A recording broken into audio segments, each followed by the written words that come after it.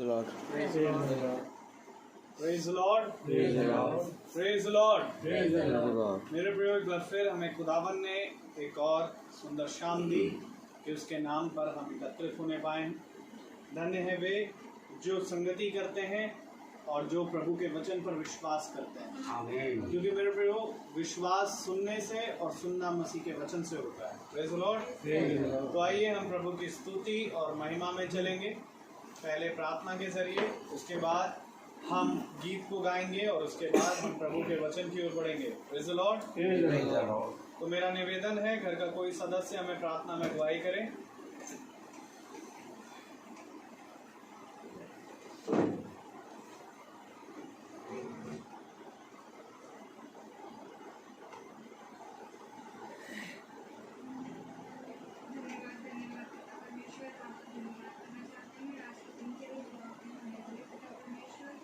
आज के इस वचन को जो हम सुनने जा रहे हैं उसके अपनी आशीष और बरकत परमेश्वर ताकि उसको सुने और समझने लगे। पूरी प्रार्थना को अपनी हाथों में सौंपते हैं। हंसी के नाम से praise the Lord. Praise the Lord. मेरे प्रियो, खुदावन का कलाम कहता है, खुदा एक आत्मा है और वो ऐसे ही आराधकों को ढूंढता है जो सच्चाई से और आत्मा से उसकी आराधना करें। आइए एक गीत को हम गाएंगे और हम गीत नंबर 9 लेंगे। युग शांति का आरंभ, युग प्रेम का प्रारंभ।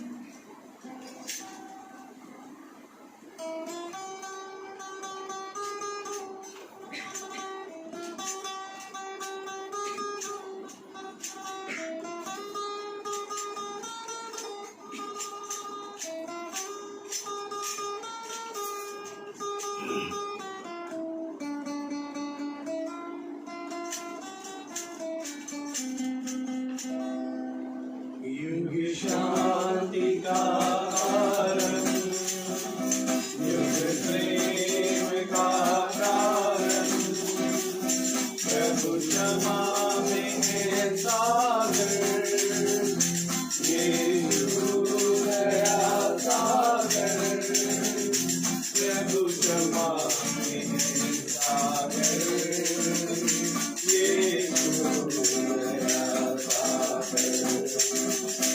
दया सागर, दया सागर, दया सागर, दया सागर, दया सागर,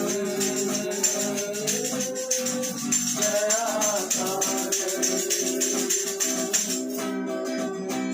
जब ज्योति कहीं जलती है तब कांति खिलती है, जब ज्योति कहीं जलती है तब कांति खिलती है, जहाँ क्षमा प्रेम होता है वहीं शांति मिलती है। आरंभ की आवाज सब युग का है आगाज। दया सागर, दया सागर, दया सागर, दया सागर, दया सागर, दया सागर। गोदे गया कागज की अब तो जीवन देती है, गोदे गया कागज की अब तो जीवन देती है, सब हिंसा के पापों को एक पल में धो देती है, ये बूंदे बन गए अमृत भरती है दया सागर, दया सागर, दया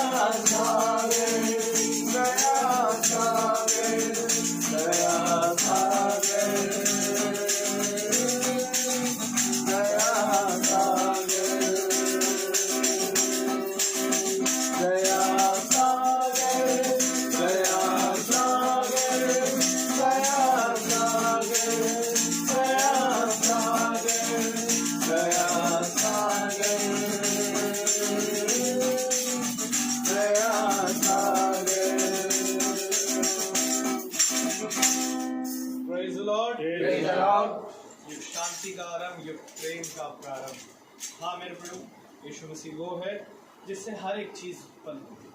Praise the Lord। और धन्य वे है जो उत्पन्न होने वाली स्थान पर खड़े रहते हैं। हालेलुया। तो आइए हम प्रभु के वचन की ओर बढ़ेंगे। और मेरा आपसे निवेदन है कि आप अपने स्थान पर प्रभु के वचन को आदर और इज्जत देने के लिए खड़े हो। और हम निकालें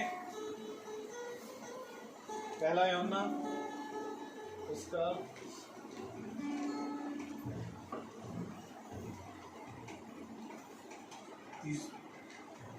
तीसरी और चौथी, दूसरे का तीसरी और चौथी है।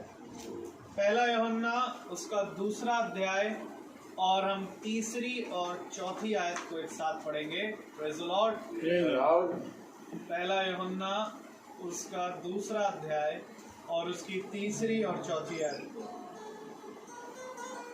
यदि हम उसकी आज्ञाओं को मानेंगे तो इससे हम जान लेंगे कि हम उसे जान गए हैं। जो कोई ये कहता है मैं उसे जान गया हूँ और उसकी आज्ञाओं को नहीं मानता, वह झूठा है और उसमें सत्य नहीं। आमीन। Praise the Lord. कोरस गाएंगे।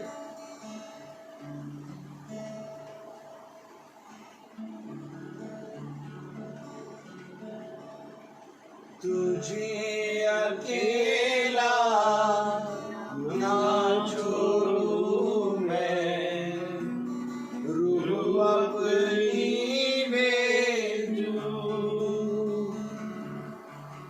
तुझे अकेला ना छोड़ूं मैं, रूह अपनी भेजूं। तुझे अनाथ भी ना छोड़ूं, एक मददगार भेजूं। तुझे अनाथ भी ना छोड़ूं, एक मददगार भेजूं।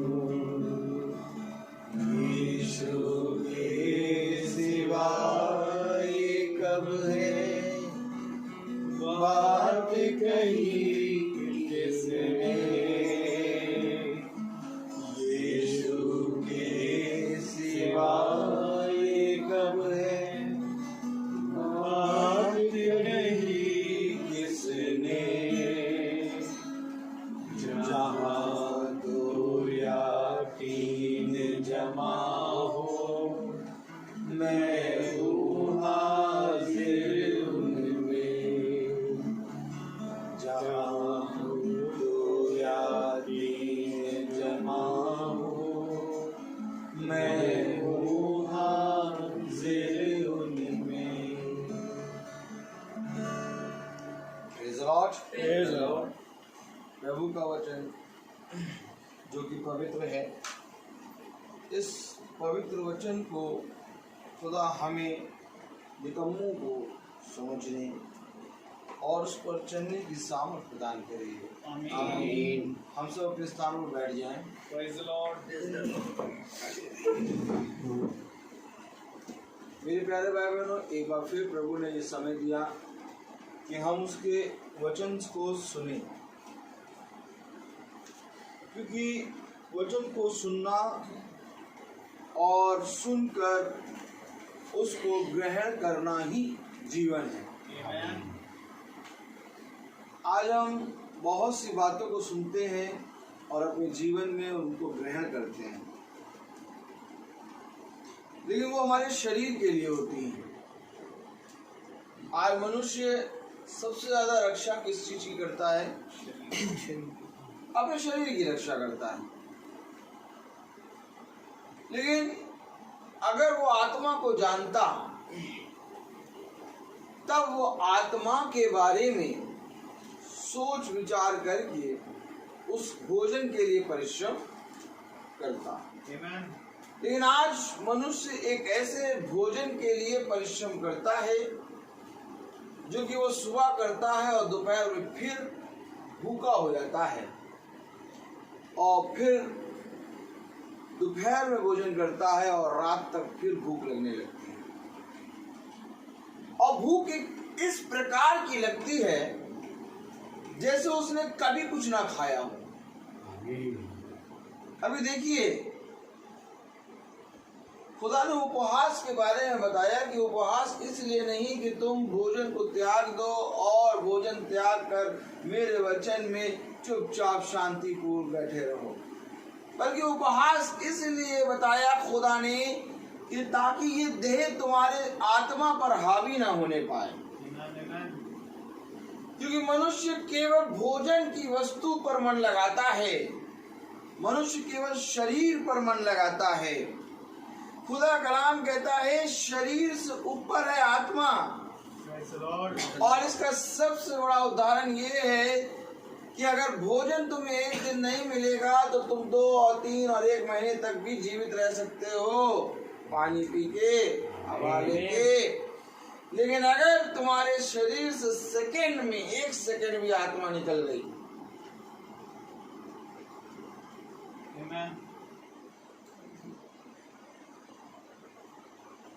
एक सेकंड अगर आत्मा निकल जाए तो उसको कहते प्राण निकल गए। कीमती क्या है? कीमती वो है जिसके जाने पे प्राण निकल जा रहे। ये कीमती वो है जिसको रहने से भी हमारा जीवन चल रहा है। सबसे कीमती है वो जो तुम्हारे प्राणों को ले ले। और प्राण, मेरे प्यारे भाई बहनों, खुदा का कलाम कहता है कि जो कोई अपने प्राणों को बचाएगा वो उसे खोएगा, और जो कोई मेरे लिए अपने प्राणों को खोएगा वो उसे प्राप्त कर लेगा। हर कदर थोड़ा सा बैठे,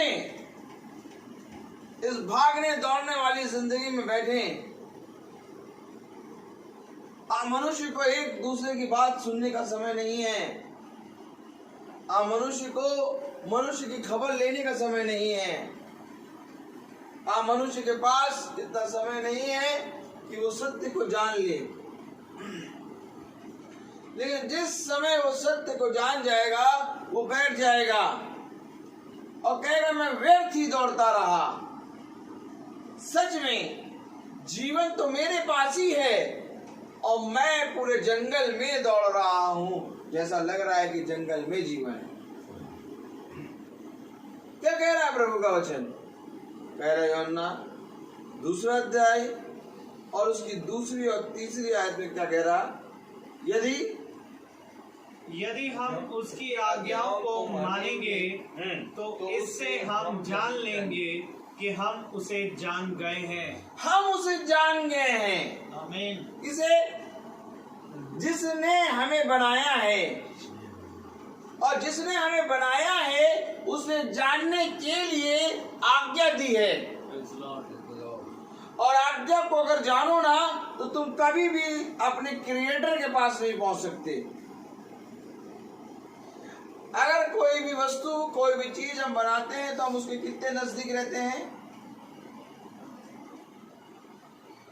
कितने नजदीक रहते हैं? दूध खोल रहा है, कितनी बार हमने देखा, मम्मी ने कहा दूध खोल जाएगा, मैं नहीं आऊंगी, अभी दूध खोलने दो। उसके नजदीक हैं, दूध को खोला रहे हैं। बचपने में तीली की कुछ भी बनाते थे छोटा सा, तो उसके चारों घेरा बांधते थे, हवा ना लग जाए, गिर जाएगा। तो क्रिएटर कहाँ है? कहाँ है क्रिएटर? बनाने वाला हमारे अंदर, हमारे नजदीक है और हम उसको ढूंढ रहे हैं जगत में। उसकी आज्ञा को मान लोगे तो जान लोगे, और उसकी आज्ञा मानने के लिए, जानने के लिए कभी परिश्रम नहीं किया। किसी ने कहा वहां है खुदा, वहां चले गए। किसी ने कहा ये है खुदा, इसको पूजने लगे। किसी ने कहा ये प्रसाद है, ये खा लो, ये प्रसाद है, चूम के खाने लगे। लेकिन अगर हम उसकी आज्ञाओं को मानेंगे तो हम उसे जान लेंगे। और अगर हम उसे जान लेंगे तो हम जीवन को जान लेंगे। फिर वही वाली बात आती है, खुदा ने आदम और हव्वा को बनाया और उन्हें अपने स्वरूप अपनी समानता में बनाया और उन्हें एक आज्ञा दी। क्या दी? कितनी आज्ञा? एक। आज आपको कितनी आज्ञा मिली है? सोनिका, तुम्हें कितनी आज्ञा मिली है? कसके बोलो। 10 आज्ञा। सोनिका बता रही है हमें 10 आज्ञा मिली। एक मिनट, उत्पत्ति खोलो। उत्पत्ति उसका पहला अध्याय। उत्पत्ति उसका पहला अध्याय।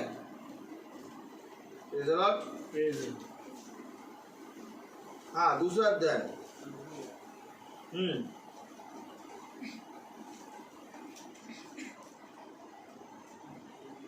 16वीं आयत पढ़ें। चलो पढ़ें। हाँ पढ़ें।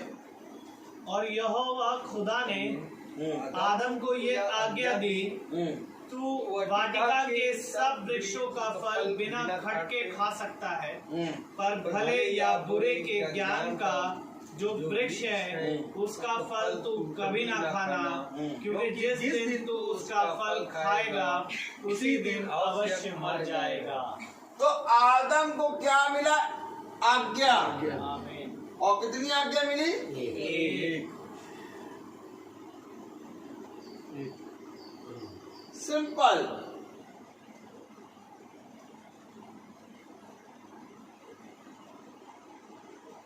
आमीन है कि नहीं? अभी आपने देखा, खुदा ने आज्ञा दी इस वाटिका के बीच वृक्ष सारे वृक्षों का फल खाता, इस वाटिका के बीच के वृक्ष का फल ना खाए, नहीं तो मर जाएगा। जिस दिन खाएगा उसी दिन मर जाएगा। ये एक आज्ञा।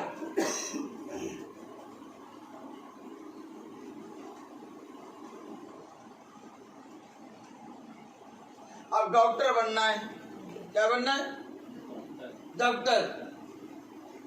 तो डॉक्टर बनने के लिए एक गया एग्जाम देने, उसको 100 क्वेश्चन करने, और एक गया एग्जाम देने, उसको केवल 1 क्वेश्चन दिया। ये न्याय हुआ कि अन्याय हो गया? है? बताओ भैया, अन्याय हो गया। क्यों अन्याय हो गया? एक को 100 दे दिए क्वेश्चन और एक को 1। तो प्रभु न्याय करता है कि अन्याय है? न्याय करता है। प्रभु न्याय करता है। तो आज्ञा आदम को क्या दे जाए? तो हमें क्या दिया? एक आज्ञा।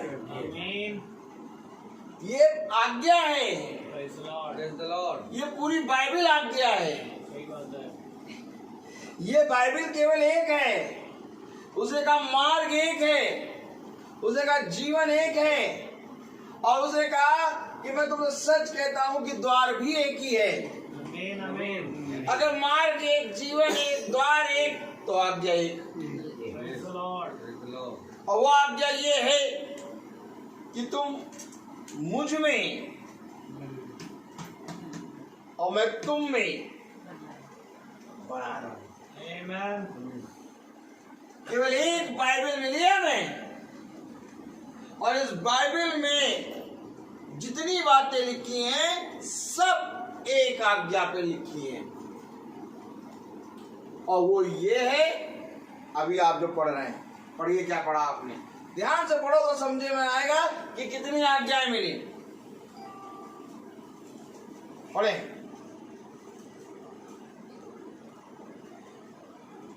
हाँ पढ़ो बेटा। पहला यूहन्ना दूसरा अध्याय दूसरी आयत पढ़ो, कस के पढ़ो दूसरी आयत। और वही हमारे पापों का प्रायश्चित है। नहीं, पहला यूहन्ना 2:3। हाँ 2:3। यदि हम उसकी आज्ञाओं को मानेंगे तो इससे हम जान लेंगे कि हम उसे जान गए हैं। हम उसे जान गए हैं, हम उसकी आज्ञाओं को मानेंगे। आमीन आमीन। अर्थात आज्ञाओं को मानना, आज्ञा को मानना ही खुदा है। आमीन। और आज जब हम वचन में बैठे हैं तो हम वचन को सुन रहे हैं। और जैसे मेरा ये पिता बचपन से जब से मैं पैदा हुआ, इन्होंने बहुत सी बातें मुझसे कही। अब सारी बातें मुझे याद नहीं है मुझे सारी बातें। कई बातें करी, कितनी बातें जब से मैं पैदा हुआ आज तक में, कितनी बातें इन्होंने मुझसे कही होंगी, मैंने इनसे कही होंगी। अब इनसे पूछिए क्या बात कही, कोई नहीं याद। मुझसे पूछिए मैंने क्या बात कही, नहीं याद। मुझे एक चीज याद नहीं, मेरा पिता। ये आज्ञा, ये मेरा पिता है और जो कहेगा वो मेरे लिए भलाई है। ये जिस दिन मनुष्य जान लेगा, अर्थात जिस दिन मनुष्य अपने क्रिएटर से, अपने रचने वाले से झगड़ा करने की जगह उसके सामने दीन बन जाएगा, सारी आज्ञा को मानने। लेकिन मनुष्य अपने रचने वाले से झगड़ता है, उससे झगड़ा करता है। क्यों झगड़ा करता है?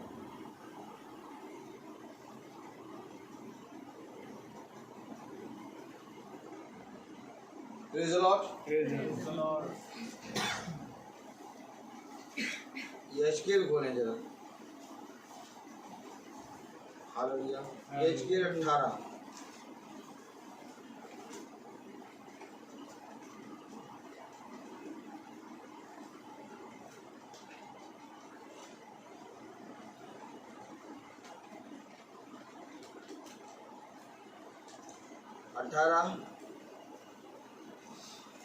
और उसकी 19वीं आयत पढ़ें।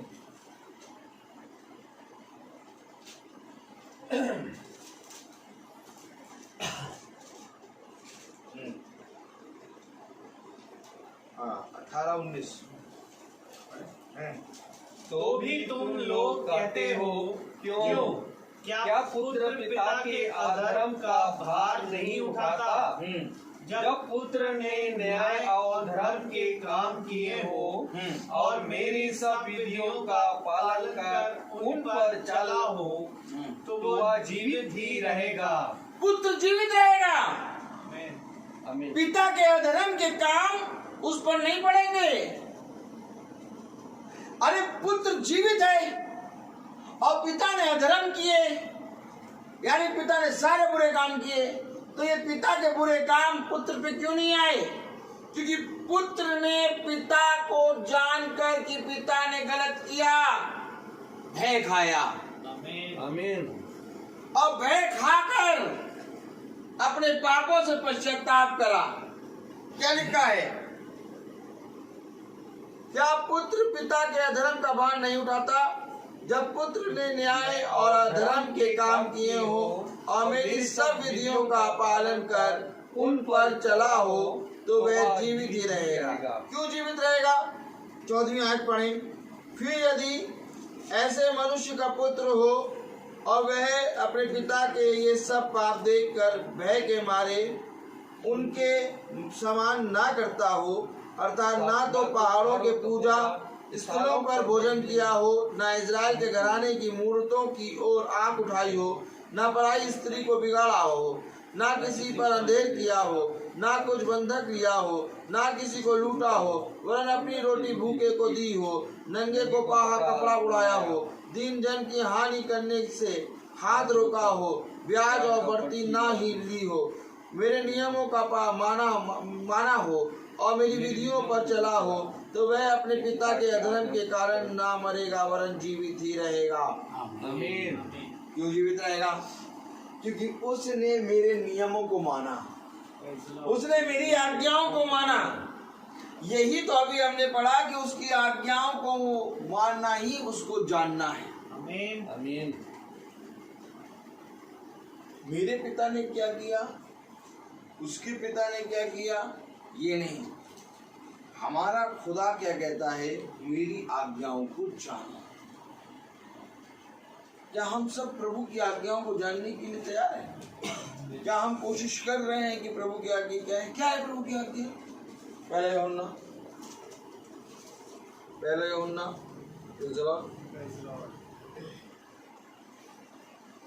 उसका 15वां अध्याय, उसका दूसरा अध्याय, उसकी 15वीं आयत पढ़ो।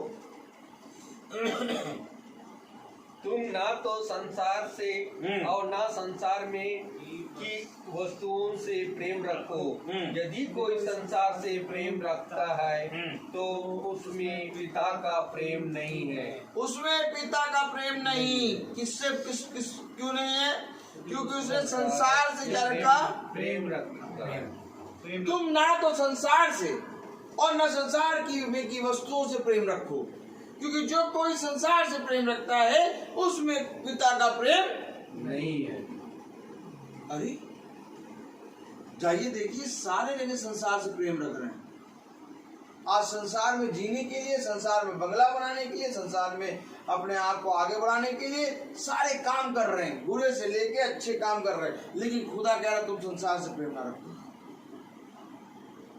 जो कोई संसार से प्रेम रखता है उसमें खुदा का प्रेम नहीं है। ऐसा बात क्यों कह रहा खुदा? बचपन से हमें यही सिखाया गया, तुम संसार में संसार की अच्छी अच्छी चीजें सीखो, ये करो ये करो। लेकिन खुदा का कलाम कह रहा तुम संसार से प्रेम ना रखो और ना संसार में की वस्तुओं से प्रेम रखो। एकदम क्लियर बता रहा, तुम ना संसार से प्रेम रखो ना संसार में की वस्तुओं से प्रेम रखो, क्योंकि जिसमें संसार का प्रेम है उसमें खुदा का प्रेम नहीं है। तो क्या है संसार का? आगे बढ़े। क्योंकि जो कुछ संसार में है अतः शरीर की अभिलाषा और आंखों की अभिलाषा और जीविका का घमंड वह पिता की ओर से नहीं परंतु संसार ही की ओर से है। संसार की बात आई तो सबसे पहले आया शरीर।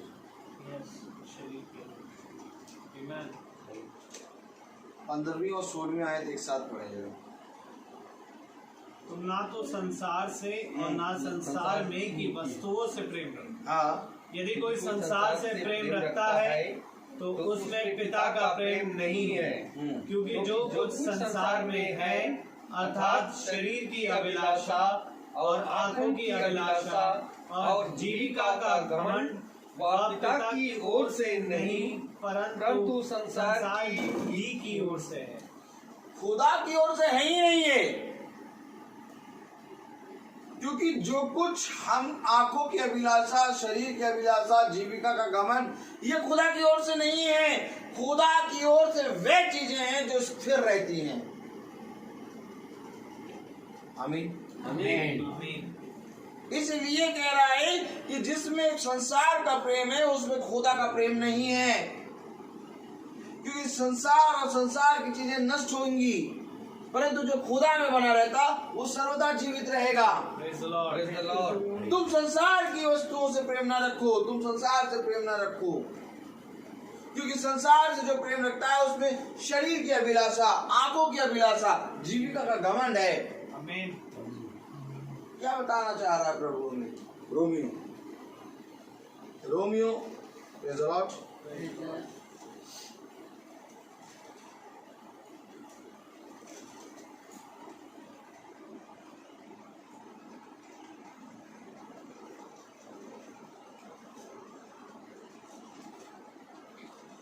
चौथा 8वां अध्याय उसकी 4वीं आयत, रोमियो 8:4। रोमियो 8:4 पढ़ें। इसलिए कि व्यवस्था की विधि हम में जो शरीर के अनुसार नहीं वरन आत्मा के अनुसार चलते हैं पूरी की जाए। अरे शरीर के अनुसार नहीं बल्कि आत्मा के अनुसार पूरी की जाए। क्या पूरी की जाए? व्यवस्था की विधि, आज्ञा जो खुदा ने हमें दी वो आज्ञा शरीर के अनुसार कभी नहीं पूरी होगी, आत्मा के अनुसार पूरी होगी।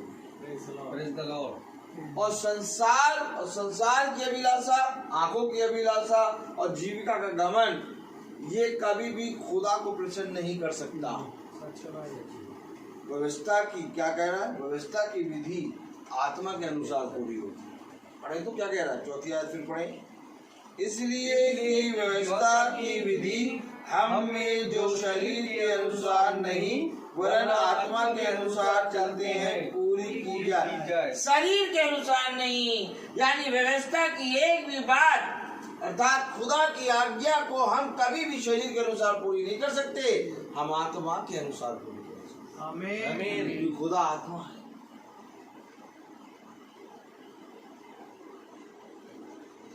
शरीर के भाव से हम अच्छे काम कर सकते हैं, लेकिन ये अच्छे काम भी स्वर्ग तक नहीं ले जा पाएंगे, क्योंकि इन अच्छे कामों का उपहार खुदा हमें यही दे देता है। आपको मालूम है, इन अच्छे कामों का जो शरीर के अनुसार करते हैं उनका उपहार खुदा हमें पृथ्वी पर ही देता है। क्यों देता है? क्योंकि पृथ्वी पर की चीजें नष्ट होंगी और जो काम तुमने शरीर में होके करा है वो पृथ्वी के साथ नष्ट होगा, परंतु जो काम तुमने आत्मा में होके करा है उसका हिसाब तुम्हें स्वर्ग में मिलेगा। क्योंकि शरीर कभी स्वर्ग नहीं जा सकता, मांस और लहू कभी स्वर्ग नहीं जा सकते। इसी तरीके से जब शरीर स्वर्ग नहीं जा सकता तो शरीर के काम भी स्वर्ग नहीं जा सकते। अगर शरीर के काम स्वर्ग जाने लगते तो मेरे प्यारे भाई बहनों, लोग बहुत बुरा करके 10 लाख का बुरा करके 1 लाख दान कर देते और अच्छे कामों के कारण स्वर्ग चले जाते। आज लोग 1 करोड़ का बुरा करते हैं और 1 लाख रुपए दान करते हैं और कहते हैं हमने बहुत अच्छा काम किया। अगर शरीर के ही काम अगर स्वर्ग जाने लगते, अगर शरीर के कारण ही तुम स्वर्ग जाने लगते, जो शरीर से काम करते हो उन कामों के कारण अगर तुम स्वर्ग जाने लगते तो कोई गरीब स्वर्ग नहीं जाता। ये गरीब के पास कोई भी पैसा नहीं अच्छा काम करने के लिए, कुछ भी काम करने के लिए नहीं। अमीर ही सब गरीब को खिलाता रहता और जाता रहता स्वर्ग। लेकिन खुदा ने कहा जो पृथ्वी के हैं वे पृथ्वी की बातें करते हैं। हमेशा इस बात को याद रखो, शरीर कभी स्वर्ग नहीं जा सकता, आत्मा स्वर्ग जाएगी। तो अगर आत्मा स्वर्ग जाएगी तो आत्मा के अनुसार जब हम चलेंगे, तो आत्मा के अनुसार जब हम अच्छे काम करेंगे, वो काम हमारे स्वर्ग जाएगा। आमीन। उसका न्याय करने का तरीका अलग है। आप एक बात बताइए, जब शरीर अर्थात मांस और लहू स्वर्ग नहीं जा सकता,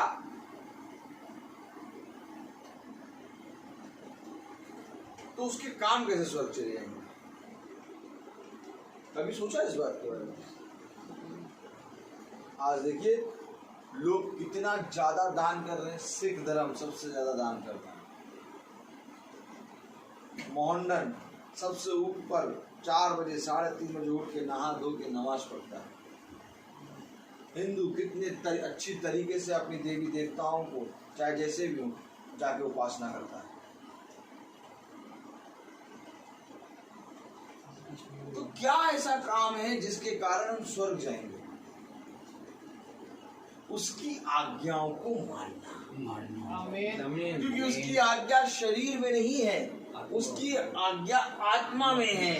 क्योंकि खुदा कलाम कहता है शारीरिक व्यक्ति मेरे वचन को नहीं जान सकता, परंतु आत्मिक व्यक्ति मेरे वचन के अनुसार चलता है। देखिए पढ़े जाए क्या कह रहा है। हालेलुया। अगर पहली आयत पढ़ें, अतः अब जो मसीह यीशु में है उन पर दंड की आज्ञा नहीं, क्योंकि वे शरीर के अनुसार नहीं वरन आत्मा के अनुसार चलते हैं। तो जो आत्मा के अनुसार चले उस पर दंड की आज्ञा नहीं होगी क्या? प्रभु का कलाम कह रहा उस पर दंड की आज्ञा ही नहीं। अब जब दंड की आज्ञा ही नहीं तो आप तो स्वर्ग में हैं। तो दंड की आज्ञा कैसे हटी?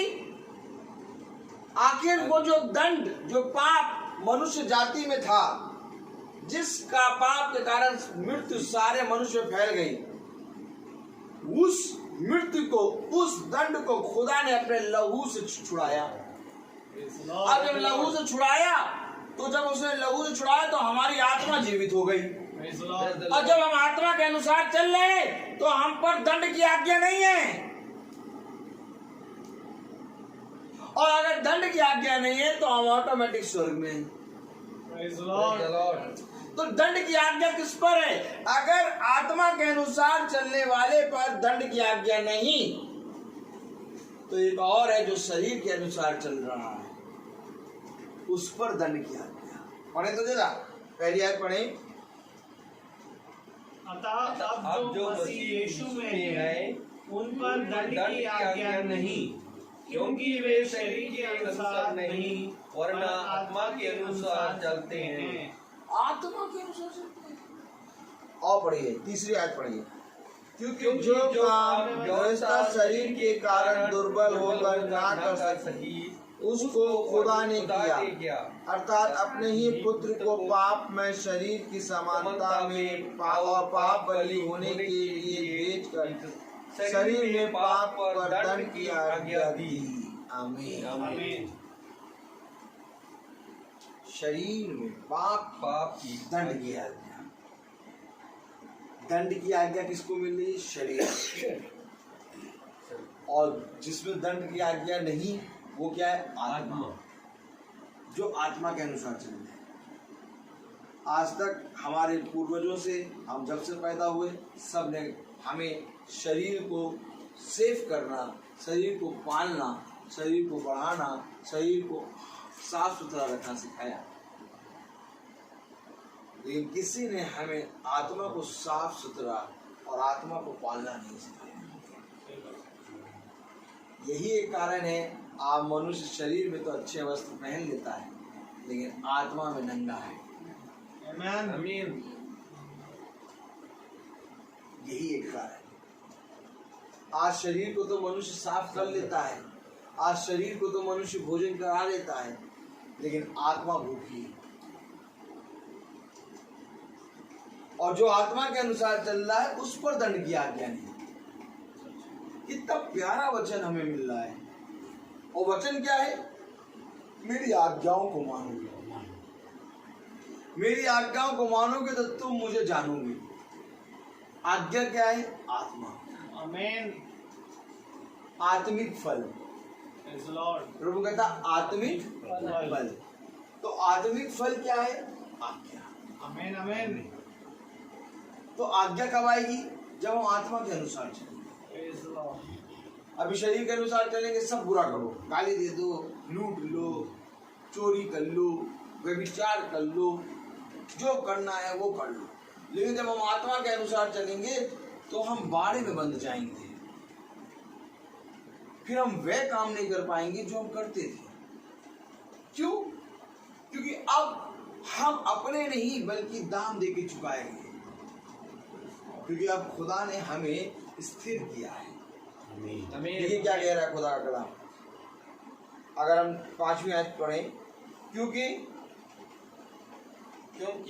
शारीरिक व्यक्ति शरीर की बातों पर मन लगाते हैं, परंतु आध्यात्मिक आत्मा की बातों पर मन लगाते हैं। अरे, शारीरिक व्यक्ति शरीर की बातों पर मन लगाता है, परंतु आध्यात्मिक व्यक्ति आत्मा की बातों पर मन लगाता है। एक है शरीर की बातें और एक है आत्मा की बातें। एक है शरीर के अनुसार चलना, एक है आत्मा के अनुसार चलना। जो शरीर के अनुसार चलेगा वो दंड की योग्य होगा, और जो आत्मा के अनुसार चलेगा उस पर दंड की आज्ञा नहीं। आमीन। अर्थात हमें किसके अनुसार चलना चाहिए? आत्मा के अनुसार। अगर हम शरीर के अनुसार दिन काटेंगे तो मरेंगे, लेकिन अगर हम अपनी आत्मा से शरीर को मारेंगे तो हम जीवित रहेंगे। ये बात मनुष्य नहीं समझ पा रहा। इसीलिए खुदा ने कहा ये सुनते हुए अनदेखा बहरे हैं। क्यों सुनते हुए बहरे क्यों हैं? क्योंकि ये वह बातें नहीं जानते जो मैं इनको बताना चाहता हूं। क्या कह रहा है 5वीं आयत? क्योंकि शारीरिक व्यक्ति शरीर की बातों पर मन लगाते हैं, परंतु आध्यात्मिक आत्मा की बातों पर मन लगाते हैं। 6ठी आयत, शरीर पर मन लगाना तो मृत्यु है, परंतु आत्मा पर मन लगाना जीवन और शांति है। जाइए जाके पूछिए कि किसको किसको जीवन प्राप्त करना, पूछिए किसी को मृत्यु प्राप्त करनी है?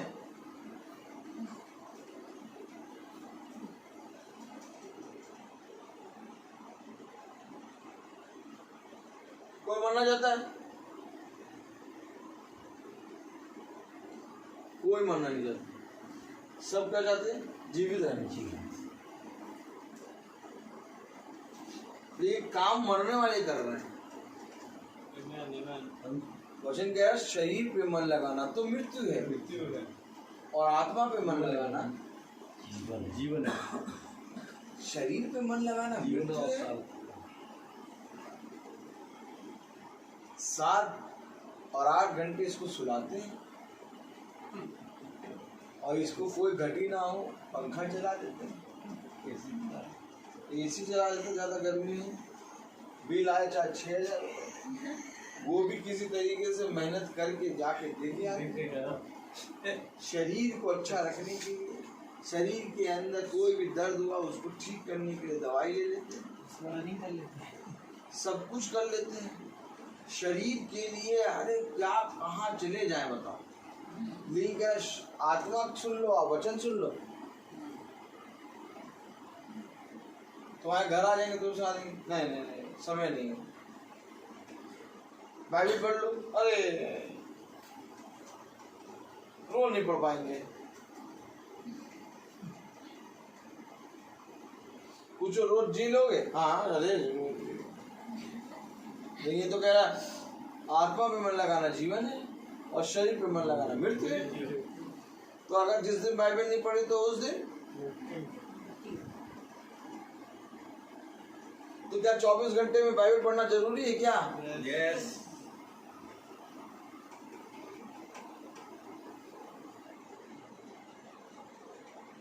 एक दुकान वाले के पास जाओ और उसके आधा लीटर दूध बांध लो, जब हिसाब करने पहुंचो तो उसे 5 दिन का हिसाब दे दो, तो क्या कहेगा 25 दिन कहाँ गए? 25 दिन का हिसाब पूछेगा कि नहीं पूछेगा? कहेगा भैया 25 थैली तो और ले गए आधा किलो करके, पूरा दो। और नहीं भैया हमने 5 दिन पिया, बाकी 25 दिन तो जाके रख दिया था। अरे रखो चाहे कुछ करो, हमने तुमको दिया और तुम पियो चाहे ना पियो, हमें पूरे 30 दिन का हिसाब दो। खुदा कहेगा मैंने तुझे जीवन दिया और जीवन है वचन। अब इसको तुम पढ़ो या अवतार पर केले रख के खाने, इसके बाद अवतार पर रखी पढ़ो, या तो इसको बंद करके अवतार पर रखो। मैंने तो तुझे जीवन दिया, अब मैं तुझे पूछूंगा कितने दिन तूने जीवन के पास गया? ये मतलब 1 महीने में कम से कम 3-4 बार तो पढ़ ही लेते हैं। हाँ तो ऐसे जोड़ के कितना हुआ? प्रभु 1-1 दिन का हिसाब रखे हैं, 1-1 दिन का हिसाब रखे कि तुमको मैंने इतना जीवन दिया और इस जीवन में इतने घंटे थे, इतने सेकंड थे, और तुमने इतने घंटों इतने सेकंडों में तुमने इतना मेरे वचन को पढ़ा, और जितना तुम्हारा हिसाब किताब बन के आया इतना जीवन बन के आया, और इस जीवन को तुम पृथ्वी पर जी चुके।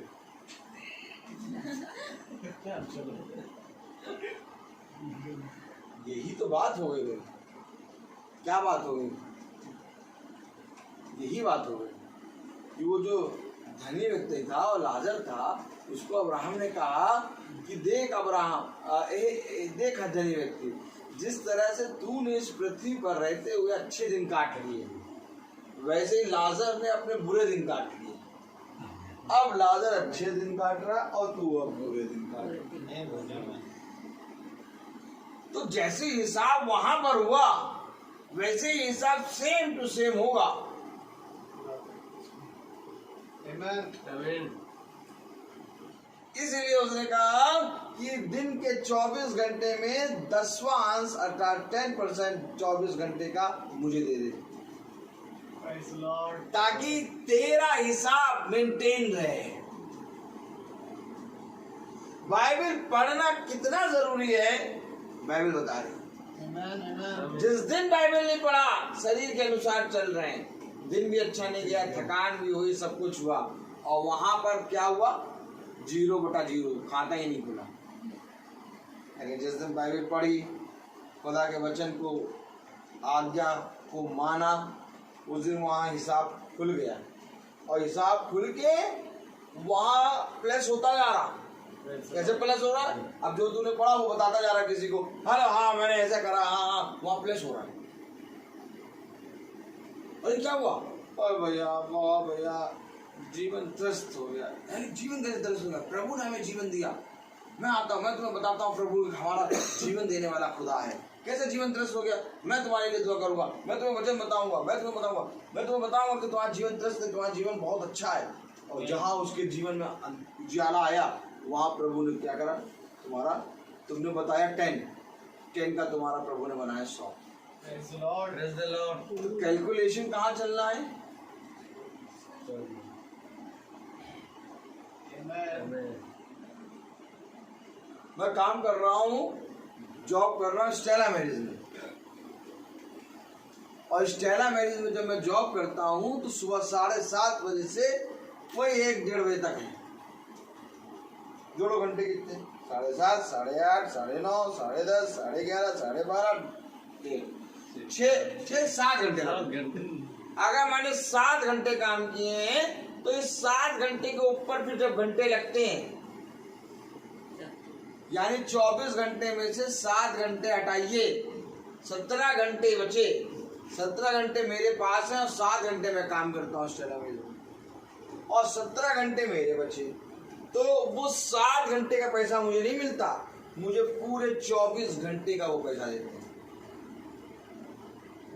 पूरे एक दिन की सैलरी मुझे। कभी भी सैलरी ऐसे नहीं मिलती 6 घंटे की सैलरी। सैलरी कैसे काउंट होती? एक दिन की सैलरी। क्यों? हमने तो 7 ही घंटे काम करा भैया, हमारे 7 घंटे के हिसाब से सैलरी काउंट होनी चाहिए। नहीं, तुम्हारी सैलरी काउंट हो रही 24 घंटे के हिसाब से। क्यों 24 घंटे के हिसाब से क्यों सैलरी काउंट हो रही है? क्योंकि स्टेला मैरिज को मालूम है कि जब फोन करेंगे ये आ जाएगा। याद रखो ये बातें। स्टेला मैरिज को मालूम है कि हम एक दिन में, अगर हम रात में भी बुलाएंगे ये आएगा, क्योंकि ये यहाँ काम करता है। आप जाएंगे, हंसते हंसते जाएंगे, क्योंकि उन्होंने एक दिन की सैलरी दी। हमेशा याद रखो, इस तरह से इस संसार में कैलकुलेशन चलता है। तब 30 दिन होते हैं और 30 दिन के बाद एक तनख्वाह मिलती है। अगर 2 दिन जाओ ना तो 2 दिन की सैलरी कटती है। तो अगर हमने वचन में चल रहे हैं, वचन में सुन रहे हैं, तो हमारी तनख्वाह वहां पर। आमीन। और वो तनख्वाह कोई मुझसे छीन नहीं सकता, और वो तनख्वाह ना मैं किसी को दे सकता हूँ। वो तनख्वाह केवल मेरी है। हमेशा याद रखो, ये बात हमेशा स्मरण रखो कि खुदावन यीशु मसीह केवल मेरा है। तुम मुझसे सब कुछ ले लोगे, लेकिन मेरा खुदा मुझसे तुम नहीं ले पाओगे। यीशु मसीह ने कहा मेरे प्राण ले लो, लेकिन जो मेरा पिता की आज्ञा वो तुम मुझसे नहीं ले पाओगे, क्योंकि मेरे पिता की आज्ञा ये है कि मैं जाके सबको बताऊं। और वो छीन रहे थे उसके पिता की आज्ञा। वो उसके प्राणों को नहीं छीन रहे थे, वो उसके देह को नहीं छीन रहे थे, वो उसके लहू को नहीं छीन रहे थे, वो उससे ये छीन रहे थे कि तू अपने पिता की आज्ञाओं को ना बोल। लेकिन क्या खुदावन यीशु मसीह से वह उसके पिता की आज्ञा को छीन पाए? नहीं। यही कारण है आज भी उसकी आज्ञा हमारे साथ। आमीन। अगर वो उस समय खुदावन यीशु मसीह की आज्ञाओं को छीन लेते और यीशु मसीह अपनी आज्ञाओं को उनको दे देता तो उसकी आज्ञाएं हमारे पास नहीं होती। Praise the Lord। Praise the Lord। आज हमारे पास उसकी आज्ञाएं कैसे हैं? क्योंकि उसकी आज्ञाओं को कोई छीन नहीं पाया। आमीन। जो जना आज्ञा को मानेगा वो उसे जानेगा। Praise the Lord। देह को पकड़ने से, चूमने से कोई भी नहीं। हजारों लोग उसकी देह पे गिरे जा रहे थे, लेकिन एक लहू बहने वाली स्त्री ने उसके वस्त्र को छुआ और वो चंगी हो गई। आज भी हजारों लोग यीशु मसीह के नाम को ले लेके जप रहे हैं, लेकिन जो उसकी आज्ञा मान रहा है वो चंगा हो रहा है। आज आप बताइए, हम अपने आप से पूछें, क्या हम उसकी आज्ञाओं को मान रहे हैं? ये शरीर के अनुसार अगर दिन काटेंगे तो मरेंगे। कलाम क्या कह रहा? 5वीं आयत पढ़ें। क्योंकि शारीरिक व्यक्ति शरीर की बातों पर मन लगाते हैं, परंतु आध्यात्मिक आत्मा की बातों पर मन लगाते हैं। शरीर पर मन लगाना तो मृत्यु है, परंतु आत्मा पर मन लगाना जीवन और शांति है। क्योंकि शरीर पर मन लगाना तो खुदा से बैर रखना है, क्योंकि ना तो खुदा की व्यवस्था के अधीन है और ना हो सकता है, और जो शारीरिक दशा में है वे खुदा को प्रसन्न नहीं कर सकते। आमीन। जो शरीर के भाव से चलते हैं वो कभी खुदा को खुश नहीं कर सकते। शरीर पे मन लगाना तो खुदा से बैर रखना है, परंतु आत्मा पे मन लगाना खुदा से प्रेम करना। जो कोई मेरी आज्ञाओं को मानेगा वही मुझे जानेगा। और आज्ञाओं को कैसे मानेंगे? जब हम मीटिंग में बैठते हैं तो प्रतिदिन हमें एक मैसेज मिलता है। हमारे जीवन में जब हम इस मैसेज को सुनते हैं तो बहुत सी बातों को हम भूल जाते हैं, लेकिन तब भी भूलने के बाद भी पूरी मीटिंग अगर हम सुनते हैं हमें बहुत अच्छी लगती है, हमें एक शांति मिलती है। हमें आमीन। लेकिन मैं आपसे ये कहूं कि अगर हम सुनने के बाद भूल भी जाते हैं तो भी, क्योंकि हमने जो सुना है वो हमें शुद्ध करता है। आमीन। आमीन। हम भूल गए लेकिन हमारी क्लीनिंग हो गई है। आप देखिए, मीटिंग की बातें आपको स्मरण नहीं रहती होंगी, लेकिन मीटिंग सुनने के बाद फिर आपके जीवन में, आपके मन में किसी के प्रति बैर भाव नहीं रहता। और मीटिंग से पहले अगर बैठे तो क्रोध है, लड़ाई है, झगड़ा है, बैर भाव है, लेकिन जब मीटिंग में 1 घंटे 1.5 घंटे की सुन लो, उसके बाद जब उठो कैसे क्लीनिंग हो गया। और यही क्लीनिंग पवित्र आत्मा करता है। यही काम खुदा के शिष्य कर रहे थे। वे मीटिंग को स्मरण नहीं रखते थे, वो खुदा की बातों को याद नहीं रखते थे, लेकिन हाँ, जब वो खुदा के वचन को सुनते थे तो वो क्लीन हो जाते थे। आमीन। और धीरे धीरे जब वो क्लीन होते गए, क्लीन होते गए, क्लीन होते गए, क्लीन होते गए, क्लीन होते गए, तो एक दिन वो शुद्ध हो गए। अब उनको बातें याद करने की जरूरत नहीं पड़ी, क्योंकि जब वो शुद्ध हो गए तो वो पवित्र आत्मा उसमें आ गया। और जब पवित्र आत्मा आ गया तो पवित्र आत्मा अपने अनुसार उनको चलाने लगा। मैं आपको सच कह रहा हूँ, कोई भी जना खुदा के नियम, खुदा की विधि, खुदा की आज्ञा को स्मरण नहीं रख सकता, लेकिन हाँ, उसके वचन में बैठने से, उसके वचन को सुनने से हम शुद्ध हो जाते हैं। और जब हम शुद्ध होते हैं, प्रतिदिन हम शुद्ध होते हैं, शुद्ध होते होते एक दिन हम पवित्र हो जाते हैं, और हमें मालूम भी नहीं चलता कि कब हमारे अंदर से वो बुराई चीजें चली गई। अब मुझे मालूम भी नहीं है कि कब मेरे जीवन से गाली बकना बंद हो गया। Praise the Lord. मैंने अपने जीवन से गाली बकना बंद नहीं करा, रोका नहीं, मैं वचन में चलता रहा और पता नहीं कब मेरे जीवन से गाली चली गई। आमीन। मैंने कभी भी बुरा करना छोड़ा नहीं, मैं बुरा करता गया, लेकिन वचन में बने रहने के कारण चलते चलते चलते चलते बुराई दूर हो गई। Praise the Lord. आज बुराई दिखाई नहीं देती, आज गाली दिखाई नहीं देती, आप बुरा देखना अच्छा नहीं लगता। पहले बुरे देखने में ही लगे रहते थे और आज जब इत्तेफाकन चलते चलते कुछ बुरा दिख भी जाता है, आंखें फेर लेते हैं। तो ये काम किसने करा? खुदा ने। आमीन। याद रखो, जब हम गाली नहीं बकते तो हमें कोई आज्ञा कोई विधि नहीं याद रहता। ये वो पवित्रता है जिसमें हम बने हैं। आमीन। इसलिए कह रहा, जो शरीर के अनुसार चलेगा वो मरेगा, परंतु जो आत्मा के अनुसार चलेगा वो जीवित रहेगा। अर्थात आत्मा ही तुम्हें खुदा की आज्ञा सिखाएगी, क्योंकि आज्ञा खुदा का आत्मा है। आमीन। Amen. कौन है जो अपने अंदर की एक भी बात बदल सकता है? हम में से कोई भी जना अपने अंदर से छोटी से छोटी आदत भी दूर नहीं कर सकता। सच्चे भाई। Amen. तो अपने आप को पवित्र कैसे कर सकेंगे? जब हम छोटी सी बुराई अपने जीवन से दूर नहीं कर सकते, तो हम अपने आप को पवित्र कैसे करेंगे? हम नहीं कर सकते पवित्र। अच्छी बात है। इसलिए उसने कहा, ये अवश्य है कि तुम मुझे जानो, आमीन। और जानने के लिए अवश्य है कि तुम मेरी संगति में बनो। और जब तुम मेरी संगति में चलोगे, तुम मेरी संगति में बनोगे, तो मैं तुमसे सच कहता हूं कि तुम शुद्ध हो जाओगे। Amen.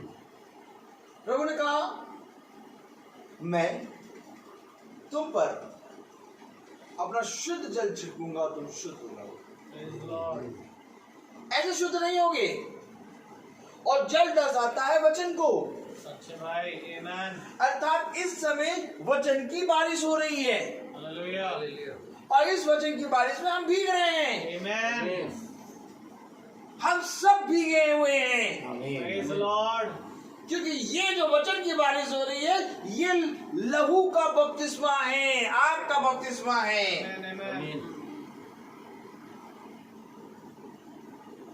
क्योंकि इसके द्वारा हमारा शरीर नहीं बल्कि हमारी आत्मा तृप्त हो रही है। Praise the Lord.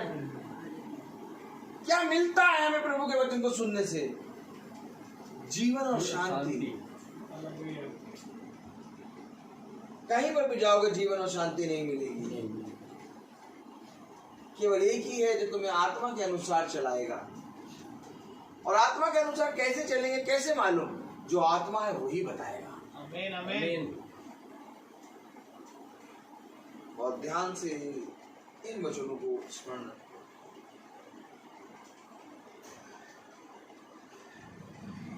आज संसार चाहता है कि तुम शरीर के अनुसार चलो। आज संसार चाहता है कि तुम शरीर में बने रहो, लेकिन प्रभु चाहता है कि तुम आत्मा के अनुसार चलो और आत्मा में बने रहो। पढ़िएगा क्या कह रहा है खुदा का कलाम, 6 आयत। शरीर पर मन लगाना तो मृत्यु है, परंतु आत्मा पर मन लगाना जीवन और शांति है। क्योंकि शरीर पर मन लगाना तो खुदा से बैर रखना है, क्योंकि ना तो खुदा की व्यवस्था के अधीन है और ना हो सकता है। और जो शारीरिक दशा में है वे खुदा को प्रसन्न नहीं कर सकते। आमीन। 9 आयत।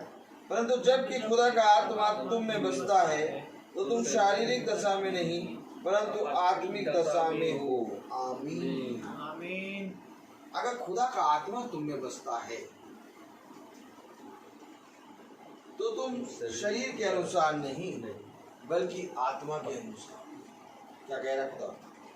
परंतु जबकि खुदा का आत्मा तुम में बसता है तो तुम शारीरिक दशा में नहीं परंतु आत्मिक दशा में हो। आमीन। अब खुदा का आत्मा में बसेगा कैसे?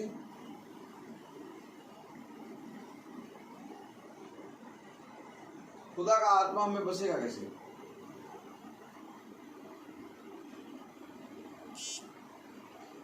जब हम आत्मा की बातों को सुनेंगे, जब हम उसकी आज्ञाओं को मानेंगे, क्योंकि उसकी आज्ञाओं को मानना ही जीवन है। आमीन। आज जो कोई उसकी आज्ञाओं को मानेगा वो जीवन पाएगा। Praise the Lord. कलाम क्या कह रहा? परंतु जबकि खुदा का आत्मा तुम में बसता है तो तुम शारीरिक दशा में नहीं परंतु आत्मिक दशा में हो। यदि किसी में मसीह का आत्मा नहीं तो वह उसका जन नहीं। यदि हमारे अंदर ये वचन नहीं तो हम उसके जन नहीं। तो उसके जन हम कैसे बनेंगे? उसके वचन को पढ़कर, उसकी मीटिंगों को सुनकर। जब हम मीटिंग को सुनते हैं तुम्हारा मन पवित्र हो जाता है। और 2-3 दिन मीटिंग ना सुनो तो ऐसा लगता है खंडहर बन गई। ऐसा लगता है पता नहीं कितने दिनों से मीटिंग नहीं सुनी है। क्यों आखिर ऐसा होता है? क्योंकि प्रतिदिन आत्मा को भोजन चाहिए। आमीन आमीन।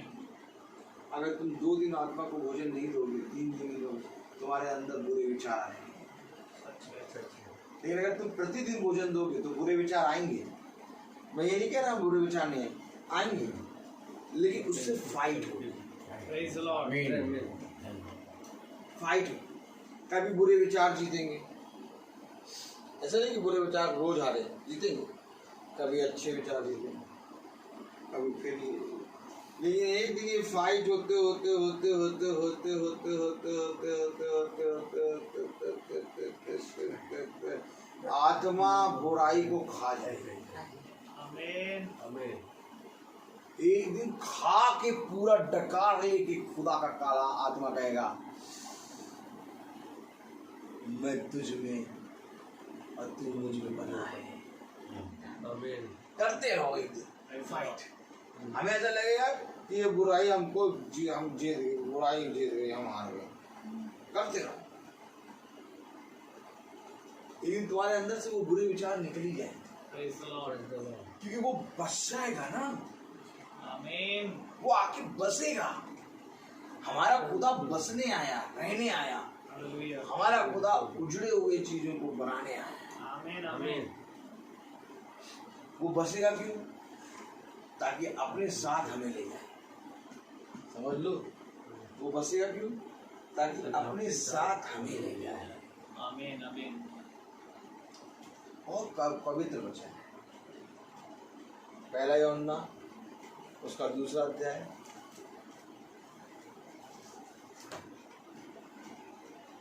उसकी 3 और 4 आयत पढ़ें। यदि हम उसकी आज्ञाओं को मानेंगे तो इससे हम जान लेंगे कि हम उसे जान गए हैं। जो कोई ये कहता है मैं उसे जान गया हूँ और उसकी आज्ञाओं को नहीं मानता वह झूठा है और उसमें सत्य नहीं। आज्ञाओं को ना माने और कह रहा मैं उसको जान गया हूँ, वो झूठा है, उसमें सत्य नहीं। आदम और हवा से यही तो पाप हो गया।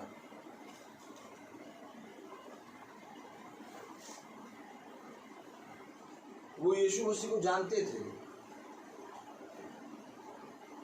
सारी बातों को जानते थे, लेकिन आज्ञा नहीं मानी और उनसे पाप हो गया। आज हर एक जना यीशु मसीह को जानता है, कहता हाँ वो जीवन है, कहता हाँ वो पुनरुत्थान है। हर एक जना कहता है हाँ यीशु मसीह के नाम से चंगाई मिलती है। हर एक जना कहता है हाँ यीशु मसीह के नाम से मुर्दे जी उठते हैं। हर एक जना कहता है हाँ यीशु मसीह आएगा। हर एक जना कहता है हाँ यीशु मसीह से हम प्रार्थना करते हैं। ऐसे आदम और हव्वा भी अदन की वाटिका में यीशु मसीह की मीटिंग सुनते थे। उन्होंने मना नहीं करा था। वचन कहता है और दिन के ठंडे समय वह आकर उनसे संगति करता था। आमीन। संगति कैसे करेंगे जानते थे, लेकिन एक आज्ञा नहीं मानी। और एक आज्ञा क्या है? बाइबल। याद रखो, खुदा ने हमें एक आज्ञा दी और वो ये है कि तुम पूरे रीति से इस वचन को जानो। आमीन आमीन। मुझे जानना ही जीवन है। हालेलुया। कहीं से भी पढ़ो, जीवन है। किसी भी पन्ने को खोल लो, उसमें जीवन है। किसी पन्ने को ना खोलो, केवल एक आयत, एक लाइन पढ़ लो, उसमें जीवन है। आमीन। क्योंकि इसकी बिंदु तक के बारे में भविष्यवाणी हुई है सच है कि इस पुस्तक की में जो लिखा है उसमें कोई भी एक बिंदु भी घटाए और बढ़ाए ना। क्योंकि जो कोई इस पुस्तक में लिखी हुई बातों की में कोई भी जना एक बिंदु घटा या बढ़ा देगा तो उस पर मैं इस पुस्तक की सारी विपत्तियां डाल दूंगा। सच है। आमीन। तो एक बिंदु के बारे में भविष्यवाणी की गई है, और अगर हम एक शब्द अर्थात ये पूरी पुस्तक यीशु मसीह है इसको ले लें तो जीवन क्यों नहीं मिलेगा? सच है। कौन कहता है कि हमें स्वर्ग नहीं मिलेगा? कौन कहता है कि भैया हमें नहीं मालूम कि हम स्वर्ग जाएंगे भी कि नहीं? मैं तो कहता हूँ मैं स्वर्ग में हूँ। आमीन। मैं कहता हूँ कि मैं स्वर्ग में हूँ। Praise the Lord. मैं ये नहीं कहता कि मैं स्वर्ग पता नहीं भैया जाएंगे कि नहीं जाएंगे, कब भैया पता नहीं भैया, हम तो भैया बस केवल करे जा रहे हैं। भैया देखो हमारा काम है प्रचार करना, प्रचार करना है। अरे प्रभु का काम भैया पता नहीं हम जाएंगे ना जाएंगे। नहीं, जितने शिष्य आए सब ने कहा मैं तेरे राज्य में एक ड्योढ़ी पर खड़ा हुआ हूं। स्तिफनुस ने पृथ्वी पे रहते हुए कहा मैं अपनी आत्मा तेरे हाथ में सौंपता हूं। Praise the Lord. क्यों आखिर ये कह रहे हैं कि मैं अपनी आत्मा तेरे हाथ में सौंपता हूं? क्यों पौलुस कह रहा है मैं तेरी ड्योढ़ी पे खड़ा हूं? आमीन आमीन। क्यों आगे ये लोग कह रहे हैं कि मैं खुदा के राज्य में हूं? क्योंकि ये उस राज्य में चल रहे हैं। Praise the Lord. Praise the Lord. आप संसार में हैं लेकिन संसार की चीजों से अलग हैं। जिस रीति से ये दुनिया देखती है उस रीति से आप नहीं देखेंगे। आपका देखना उनका देखना अलग है। कब होगा अलग? जब हम उससे जानेंगे। कब होगा अलग? जब हम उसकी संगति में बैठेंगे। क्योंकि जब सबसे अधिक अगर कोई विरोधी है तो तुम्हारा शरीर, सही बात। तुम्हारा शरीर सबसे बड़ा विरोधी है। पल में तुम्हारे शरीर में दर्द होगा, तुम कहोगे खुदा से प्रार्थना की तो है भैया ठीक नहीं हुआ। शरीर कभी कभी ऐसा होता है कि खुदावन शरीर को चंगा कर देता है, कभी कभी ऐसा होता है खुदा शरीर को चंगा नहीं करता।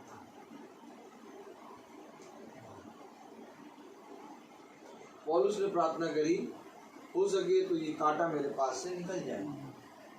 अर्थात पौलुस ने किस चीज की प्रार्थना करी? चंगाई की। लेकिन खुदा ने कहा कि मैं अपना अनुग्रह तुझे देता हूं। उसको चंगाई नहीं दी, उसके पास से कांटे नहीं निकाले, उसने अपना अनुग्रह दिया। अर्थात उस रोग को, उस कांटों को सहने की सामर्थ्य दी।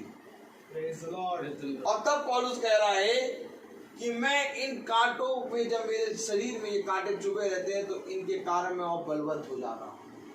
आमीन। अब कोई मनुष्य अपने शरीर में रोग नहीं चाहता। आज कोई मनुष्य अपने शरीर में दर्द नहीं चाहता। लेकिन याद करो वो दिन जब रोग के कारण हम प्रभु के पास आ गए। याद करो वो दिन जब ताड़ना के कारण हम प्रभु के पास आ गए। Praise the Lord. याद करो वो दिन जब हम सताए गए तो सताए जाने के कारण हमने बाइबल उठा कर पढ़ना शुरू कर दिया। याद करो वो रात, बेचैनी की रात, जब हमारे पास कोई नहीं सहारा था, जब हम कहते ये रात कैसे कटेगी। तब हमने अपने यीशु मसीह का नाम लिया और उसने हमें रात में बिछौने में दी। Praise the Lord. याद करो वो दिन जब कोई भी जना हाथ नहीं रखने वाला था, तो उसी यीशु मसीह ने हमें थामा। आज उसी की सामर्थ के द्वारा, आज उसी के अनुग्रह के कारण हम सब इस मीटिंग को सुन रहे हैं। नहीं तो क्या हमारे अंदर, क्या हमारे शरीर के अंदर या हमारी आत्मा में इतनी सामर्थ थी कि इस संसार में इतने दिन हम जीवित रह लेते? नहीं। संसार ने हमेशा हमें नकारा है, संसार ने हमेशा हमें रुलाया है, लेकिन प्रभु ने कहा तू चिंता ना कर, मैंने इस संसार को तेरे लिए जीत लिया। Praise the Lord. क्या ही बुद्धिमान है वो मनुष्य जो मेरे वचन पे मन लगाता है। आमीन। देख, मैं तुझसे सच कहता हूँ कि सब कोई तेरा साथ छोड़ देगा, परंतु मैं कभी तेरा साथ नहीं छोड़ूंगा। कभी तो ये ना सोचना कि मेरे ही जीवन में इतना दर्द क्यों, कभी तो ये ना सोचना कि मेरे ही जीवन में इतना सताव क्यों। क्योंकि देख, पिता जिस पुत्र से सबसे अधिक प्रेम करता है उसी को ताड़ना देता है। सच है। मैं जानता हूँ कि तू ही एक ऐसा मेरा प्रिय पुत्र है कि तू मेरी ताड़ना को तुच्छ नहीं जानेगा, बल्कि उससे सीख लेगा। इसलिए मैंने ये सारी बातें तुझसे खुल के कही हैं। ऐ मेरे बच्चे, देख, ये हो नहीं सकता कि तुझे ठोकर ना लगे। ठोकर का लगना जरूरी है, लेकिन इसी से तू चलना सीखेगा। Praise the Lord. कभी भी संसार और उसकी विपत्तियों को, उसके अंधकार को, उसकी तकलीफों को, अपने शरीर के रोग को देख के डर ना जाना, क्योंकि इन सब को मैंने तुझसे जीत लिया है। Hallelujah.